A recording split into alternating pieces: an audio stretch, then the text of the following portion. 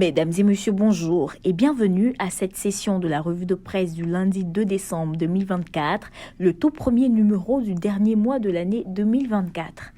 Débutons avec Fraternité Matin qui nous informe que Timoko Meilekone prône le vivre ensemble à l'occasion des 400 ans du royaume de Bouna.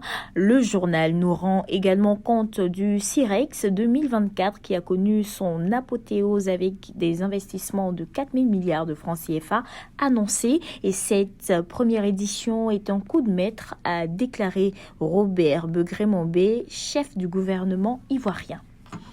Le mandat qui embraye sur l'information écrit que Mombé affiche les grandes ambitions du gouvernement dans le secteur des mines à l'occasion de la clôture du CIREX 2024.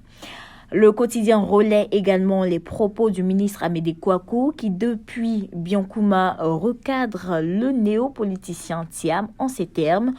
Quand on n'a jamais payé d'impôts en Côte d'Ivoire, on ne peut pas critiquer l'IDH. Le rassemblement abonde dans le même sens, affichant que Amédée Kouakou pilonne les néopoliticiens. Ils ne savent pas où se trouve San Pedro. Danané Bondoukou, a déclaré le ministre de l'Équipement et de l'Entretien routier. Le Jour Plus nous livre des confidences sur la convocation de Billon en conseil de discipline par le PDCI RDA. Selon Le Matin, en dépit des menaces et intimidations du PDCI, Billon persiste et signe « Je serai bel et bien candidat en 2025 ». L'Avenir note que Simone et Blé-Goudé défient Gbagbo et Nadi Bamba à l'occasion de la convention de désignation du candidat du MGC. Notre Voix abonde dans le même sens, écrivant que pour la présidentielle d'octobre 2025, Simone Gbagbo est candidate.